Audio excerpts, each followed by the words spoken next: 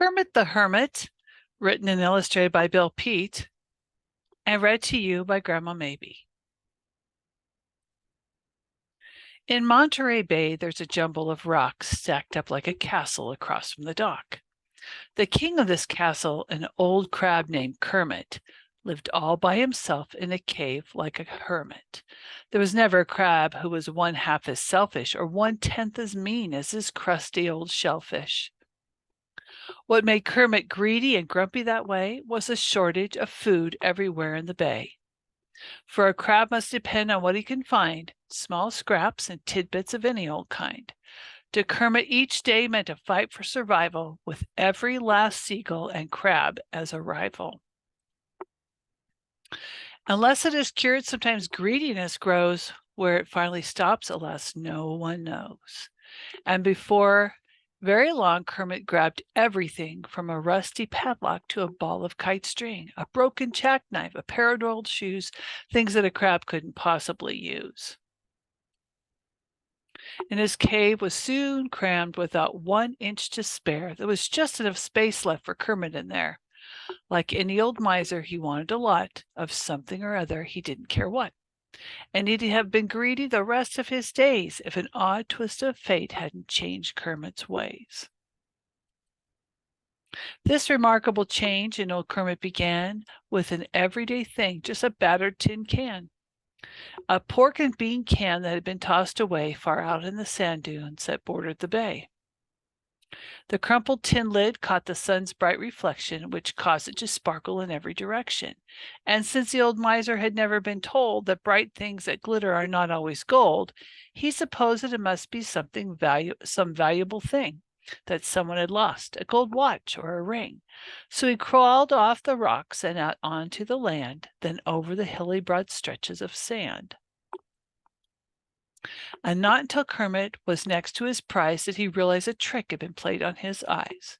"Well, you phony tin faker, you," growled the old grump. "Rubble like you should be tossed in a dump."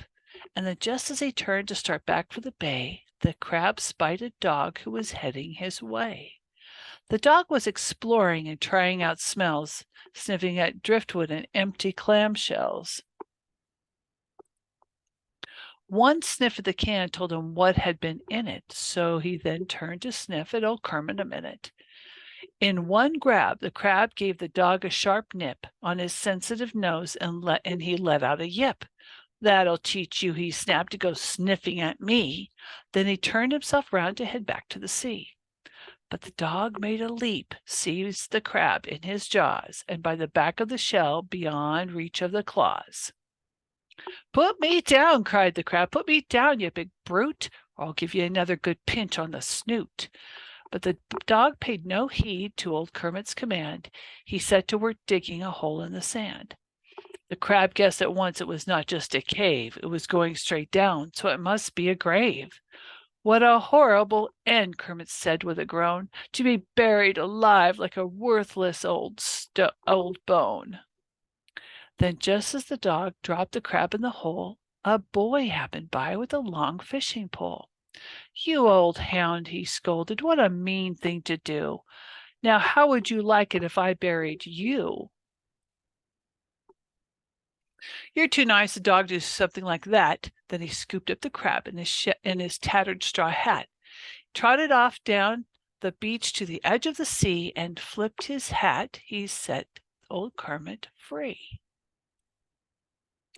With a sigh of relief, the old crab went his way on back to his castle of rocks in the bay. If it weren't for the boy, he just had to admit, there'd be no tomorrow. That would have been it. "I'll reward my young friend," said old Kermit. "That's what, with all my life savings, every last thing I've got. But things like old shoes or a broken jackknife could never repay him for saving my life. The ideal reward would be a new bike. There's something I'm sure a small boy would like. Yet how can a crab ever buy a bicycle without any money, not even a nickel?"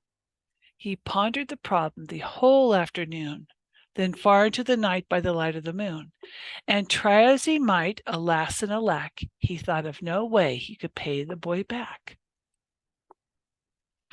The next afternoon, as he crawled on the rocks, Kermit spotted the boy at the end of the docks. The very same boy, the old crab could tell that by the faded striped shirt and the tattered straw hat. He had been lulled to sleep by the warm summer breeze with his fishing pole propped on his patched trouser knees. I might help him to catch a big fish, Kermit thought, if there's any big fish around here to be caught. Of course, he must first find the boy's baited hook, so he scrambled out into the bay for a look. And just a few yards from the pilings he found it, with a school of small minnows all swarming around it. Lightly gripping the line just below the lead weight, Kermit tiptoed along, gently dragging the bait. If he happened to give it a little, just the least little jerk, the boy would reel in and his plan wouldn't work. So Kermit kept on till he came to a ledge where he stopped to peer cautiously over the edge. Then, reaching as far as he could with his claws, he lowered the bait towards a halibut's jaws. The big fish took a look, and in one mighty scoop, both the worm and the hook disappeared in one gloop. When he found he'd been hooked, he took off with a streak, and the line, which was really too flimsy and weak, suddenly snapped from the force of the shock somewhere behind Kermit, back near the dock.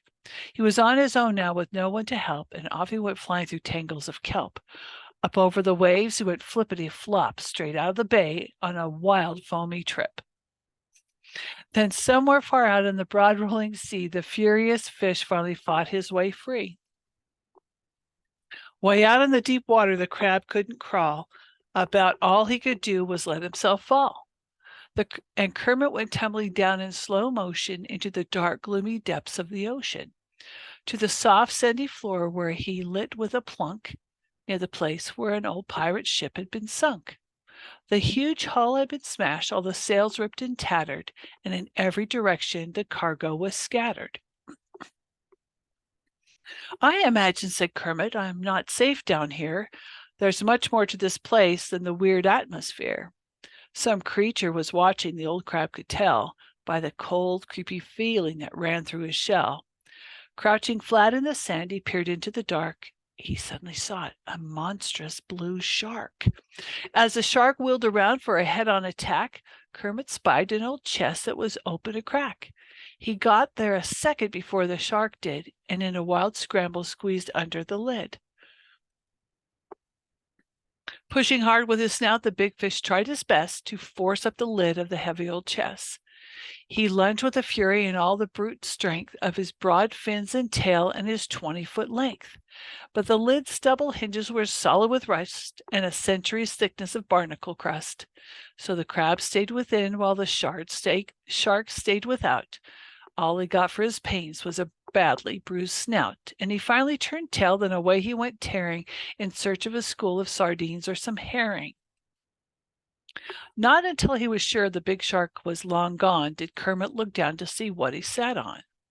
The old chest was filled pretty near to the top with a heap of gold pieces that made his eyes pop. "How strange," Kermit muttered. "No one's found it before. It can't be much more than 2 miles from shore. But anyway, all this gold treasure's mine now, if I just haul it back to my castle somehow."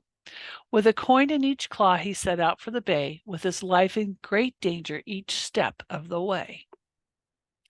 Not only the shark, but other big fish as well, can easily bite through a crab's crusty shell. To avoid being caught by these crab-hungry enemies, he scuttled behind the dense clumps of anemones. Here the deep shadows were mostly blue-green, so a bluish-green crab there could scarcely be seen.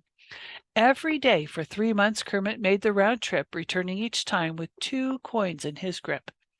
To make room for the treasure, he emptied his cave of the rubble he'd gone to such trouble to save. After stacking the gold into one gleaming pile, his crusty face cracked in a satisfied smile. He was thinking of all the great pleasure and fun such a treasure would bring to a certain someone. Then he crawled from his cave for a view of the bay in hopes he would find his young friend there that day. Since the dock was deserted, he looked toward the shore, where he spied some small boys, half a dozen or more, tall ones and scrawny ones, and one who was fat, but not one of them wore a striped shirt or straw hat. but his young friend might wear something else altogether, since the winter had come with its cold, foggy weather. But anyway, Kermit thought, what can I do? Just walk up and say, "Here's a present for you." Then he heaved such a deep and most sorrowful sigh, he attracted a pelican roosting nearby. "Now cheer up, old fellow," the big bird began, smiling as only a pelican can. "If you've got a problem, please let me suggest you tell it to me. Get the thing off your chest."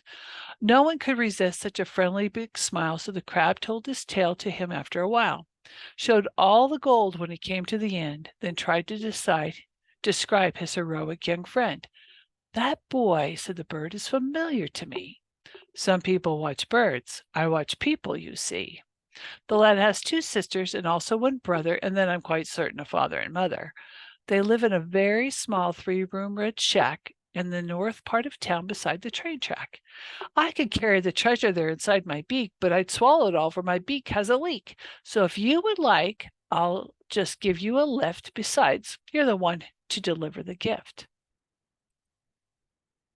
So with 2 gold pieces tight in his grip, Kermit took off on his first flying trip.